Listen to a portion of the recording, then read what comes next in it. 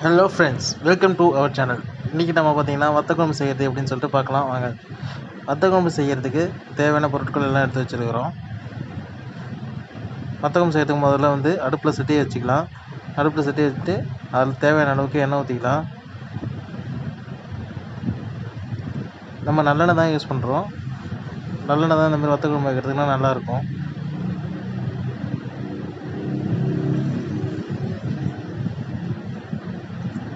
எண்ணெய் காஞ்சதுக்கப்புறம் கடுகு,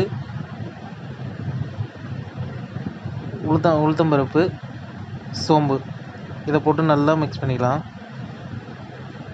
இதை நல்லா வதக்கி விடுங்க. இது கொஞ்சம் நல்லா ஃப்ரை ஆனதுக்கப்புறம்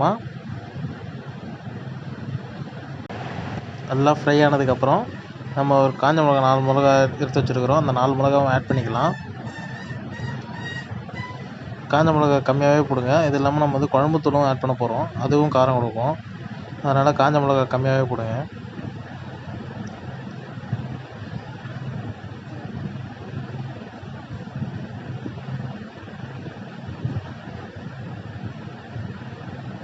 காஞ்ச மிளகா போட்டதுக்கப்புறம் நம்ம உரித்து வச்சுருக்க சின்ன வெங்காயத்தை ஆட் பண்ணிக்கலாம்.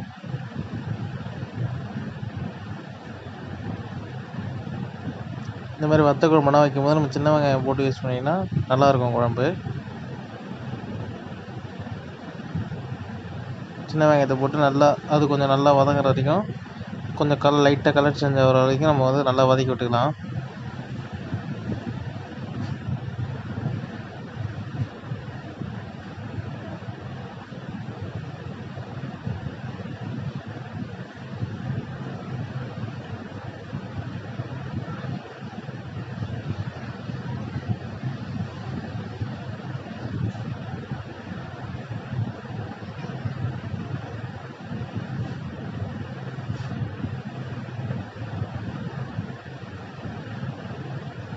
வெங்காயம் நல்லா வதங்கினதுக்கப்புறம் நம்ம உரித்து வச்சுருக்கிற பூண்டு ஆட் பண்ணிக்கலாம்.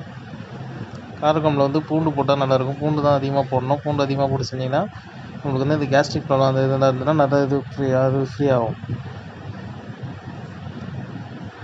அதுக்கப்புறம் கருவேப்பிலை ஆட் பண்ணிக்கலாம்.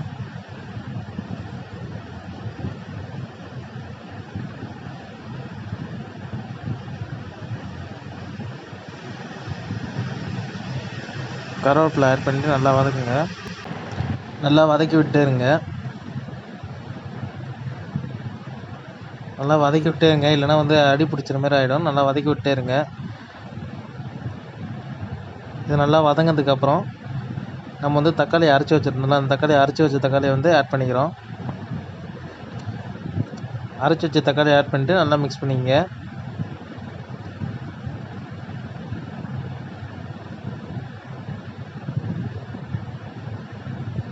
நல்லா கிண்டி விட்டுட்டே இருங்க.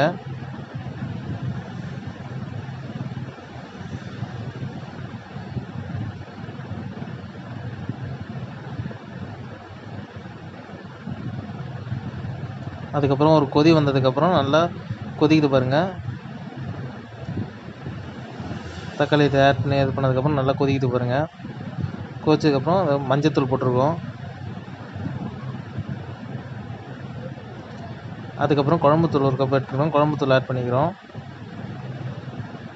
குழம்புத்தூள் உங்களுக்கு காரம் எவ்வளோ தேவையோ நீங்கள் அந்தமாரி காரத்துக்கு தகுந்த மாதிரி நீங்கள் ஆட் பண்ணிங்க. காரம் கம்மியாக சாப்பிட்டீங்கன்னா கம்மியாக ஆட் பண்ணிங்க. அதிகமாக சாப்பிட்டீங்கன்னா இன்னும் கொஞ்சம் கூட எக்ஸ்ட்ரா கூட ஆட் பண்ணிங்க. ஆட் பண்ணி விட்டுட்டு நல்லா கிண்டி விடுங்க. ஏன்னா அந்த குழம்புத்தூள் அந்த வாசனை பச்சை வாசனை போகிற வரைக்கும் நல்லா கிண்டி விடுங்க.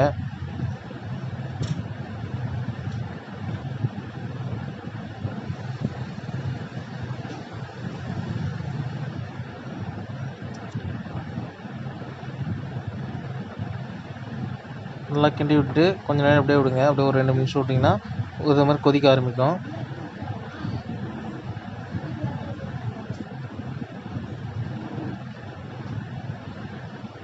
நல்லா கிண்டி விடுங்க. மறுபடியும்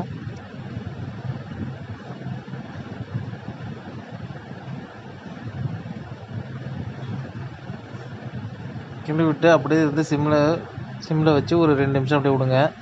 நல்லா அது கொதிக்கும்.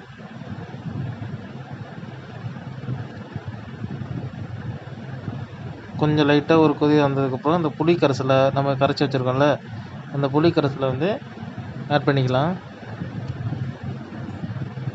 புளிப்பு அதிகமாக தேவைப்படுதுன்னா புளி கொஞ்சம் சேர்த்து கூட ஆட் பண்ணிங்க. புளியும் அந்த தூளும் வந்து நம்மளுக்கு எவ்வளோ தேவையோ நம்ம அந்த அளவுக்கு ஆட் பண்ணிக்கலாம். நல்லா ஆட் பண்ணி விட்டுட்டு நல்லா வந்து கிண்டி விட்டே இருங்க.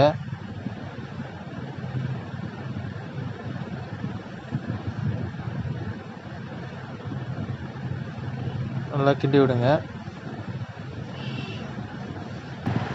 நல்லா கிண்டி விட்டுட்டு அப்படியே ஒரு 3 நிமிஷம் விடுங்க. அந்த சூட்லேயே அப்படியே கொஞ்ச நேரம் கொதிக்கும். அதுக்கப்புறம் இந்த டிஷ்ஷுக்கு தேவையான உப்பு எவ்வளோ தேவையோ அந்தளவுக்கு உப்பு போட்டுக்கலாம். உப்பு போட்டுட்டு நல்லா கிண்டி விடுங்க.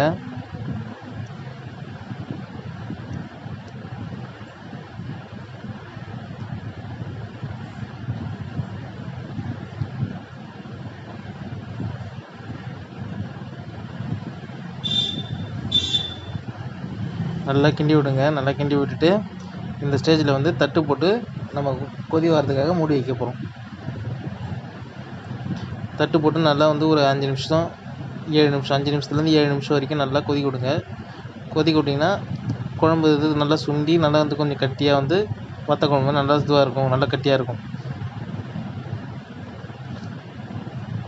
இந்த கல்யாணத்துலலாம் செய்கிற காரக்குழம்பு மாரி இருக்கும். ஓப்பன் பண்ணி பார்க்கலாம். இதை பாருங்கள் நல்லா கொதிக்க ஆரம்பிச்சிருச்சு. நல்லா கொதிக்குது பாருங்கள். நம்ம எவ்வளோ தண்ணி வச்சோம் எவ்வளோ சுண்டிடுச்சு பாருங்கள்.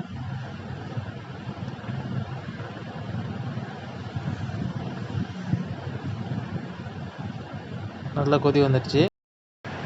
நல்லா கொதிக்குது பாருங்கள்.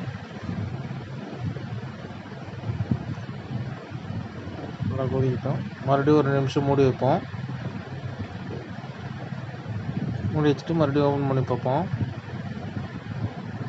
ஓப்பன் பார்த்தீங்கன்னா இப்போ முன்னாடி இருந்ததை விட இப்போ தண்ணி நல்லா சுண்டிடுச்சு. அது பார்த்திங்கன்னா நம்ம முன்னாடி விட்டுலாம் அந்த எண்ணெய் வந்து அப்படியே பிரிஞ்சு வந்திருக்கு பாருங்கள் ஓரத்துலலாம். இந்த ஸ்டேஜில் வந்து நம்ம வந்து நல்லா இன்னொரு நல்லா கிண்டி விடுவோம்.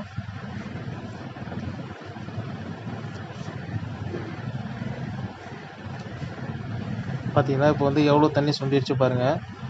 நம்ம முன்னே வச்சதுக்கும் இப்போ இருந்த தண்ணிக்கும் எவ்வளோ தண்ணி சுண்டிருக்கு பாருங்கள். புளி கரைசல் அந்த இது ஊற்றுல அந்த தண்ணி எவ்வளோ சுண்டிருக்கு பாருங்கள்.